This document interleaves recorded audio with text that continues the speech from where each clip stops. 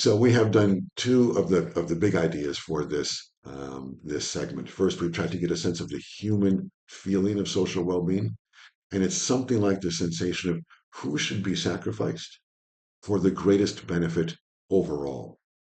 It's very much a feeling that what matters is how well the collective does, not how individuals are treated. I think that's the key to the experience of social well-being.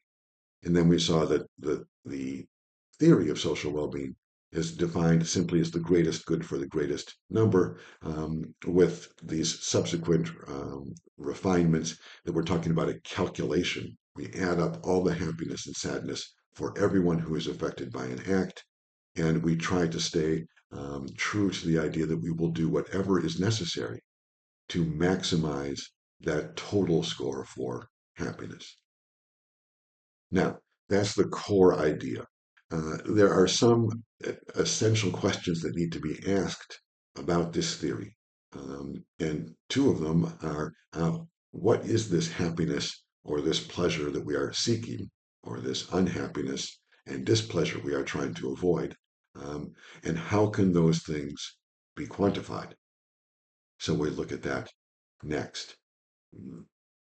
First, with respect to what counts as happiness, uh, there is no certain answer to this question. I mean, it's hard to know. What is happiness? There are, however, two general approaches to this question.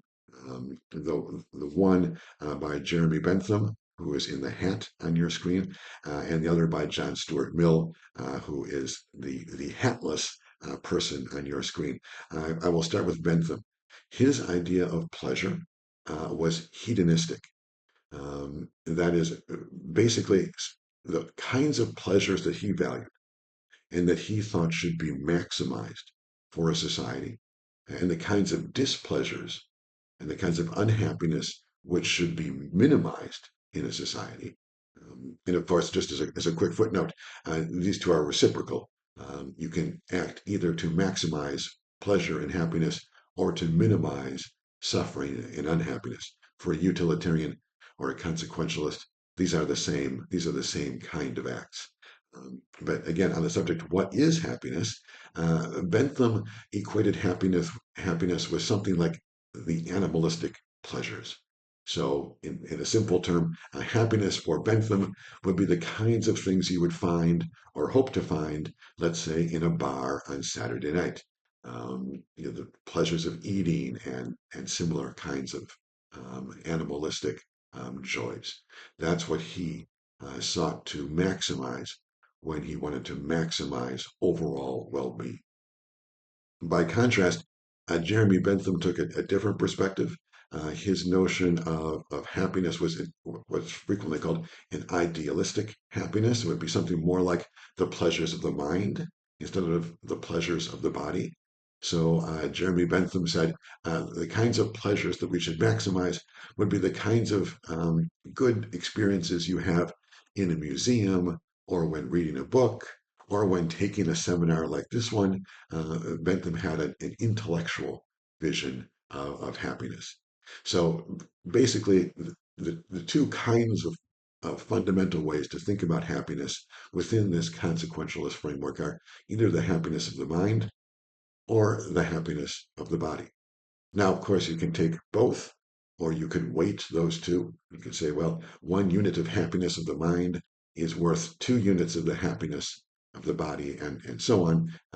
This is the kind of investigation we would pursue if this course were entirely about consequentialism, because there are many, many unanswered questions. And then to complicate the matter further, this matter about what counts as happiness further, of course, there are other ways of thinking about happiness besides simply the pleasures of the body or the pleasures of the mind. So there are books and there are entire courses dedicated to this question: what is happiness? And there are many, many different kinds of answers.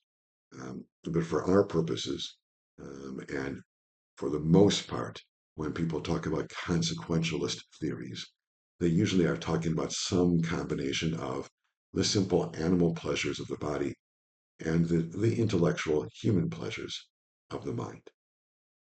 So that's the first refined point that I want to talk about, sort of what counts as pleasure. Then the second question is that in theory, it sounds very good. Let's just count up the happiness and the suffering. And if there's more happiness than suffering, good. If there's not, then bad. And that's it. That makes a lot of sense. That one significant, perhaps the significant obstacle to this particular theory is the problem of quantification. That is, what are the units of happiness? How do we count it up? So, for example, if I link up with an AI girlfriend and it makes me happy, okay, that might be the case. But how do I count that happiness? How can that happiness be compared with the happiness of a glass of wine or the happiness of a good book? It's not clear exactly how we determine exactly which happiness it is or what things that we want to maximize. Further, many people who talk about these virtual friends or virtual lovers, um, there is a great debate about whether they actually do create happiness and suffering. And part of the problem is that the happiness and the suffering seems to occur on different registers. That is, when you have it, let's just say I have an AI girlfriend, there are things that would make me happy about that, right? I mean, she is available on demand. She's never sick. She's never with someone else, right? She always seems happy to talk with me, answers my questions. She's never annoyed with, with the way I am and what I say. She laughs at my jokes. All these kinds of positive things, they are real, tangible kinds of happiness. Certainly. The people who look at these tools also find that there is a sort of shadow unhappiness in the background. That is, these tools can lead to separation from human to human interaction. They can subtract from the kind of happiness we find when we actually connect with another biological self. But the happiness that we have with a biological person that I have with a real lover, let's say, is far more complex than the happiness that I find with an AI tool. Right? It's much more difficult to calculate up what's good and what's bad when I go out with a real woman, as opposed to when I talk with, with a bot. The positives and negatives are much more mixed with a real person than with a AI tool. So there is this complication just in doing the calculation, and also in again how we measure those things. I mean, how do we measure the happiness that I get from the units of happiness that I get from an AI tool that laughs at my joke? How do we count that against the happiness I get when an actual biological human being laughs at my joke? The second is much more difficult. So it seems like it should get a higher level of happiness. But, but how much? How is it counted?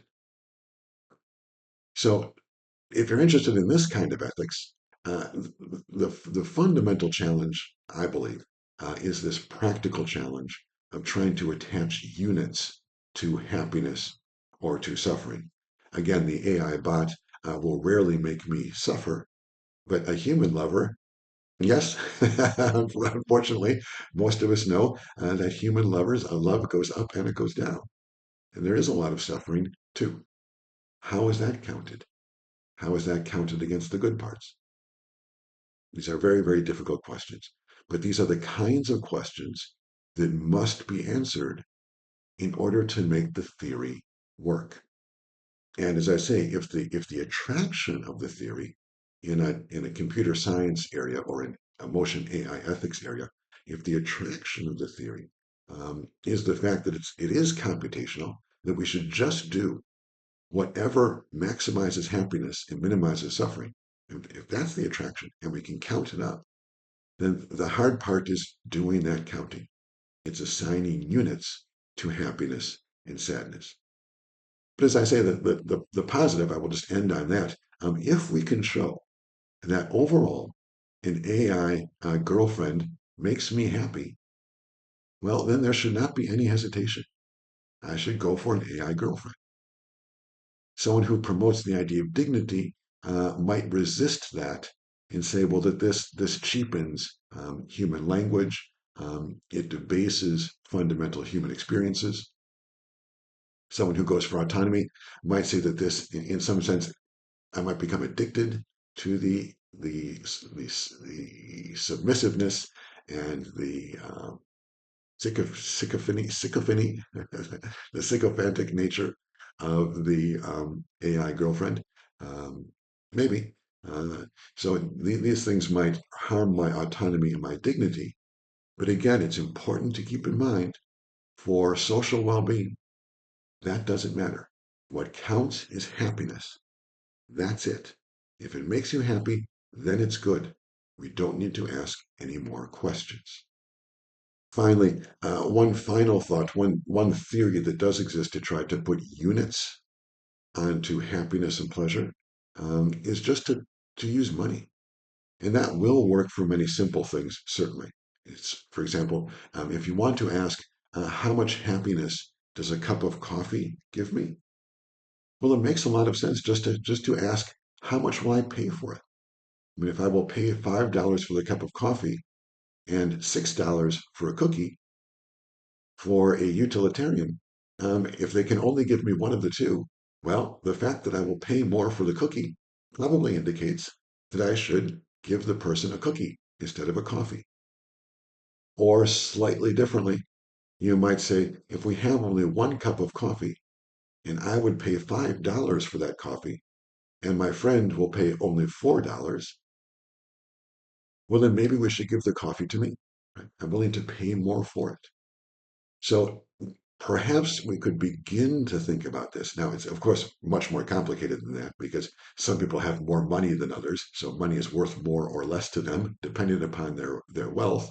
Um, so there are no easy answers. If there were, we would not be here.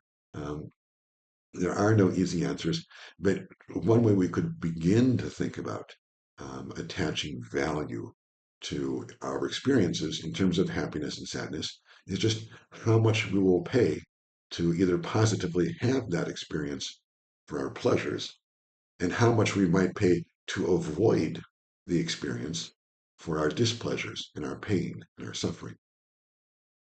This is called monetized utilitarianism, and it does provide a way, a crude way, but at least a beginning of a way to convert human experience into units, happiness and sadness, I mean, into units, and then these units can in turn be plugged into an algorithm which simply counts up for every potential act, whether or not the total positive outcome will be, or the total outcome will be positive or negative. Okay. So those are two fundamental questions about the consequentialist or utilitarian approach.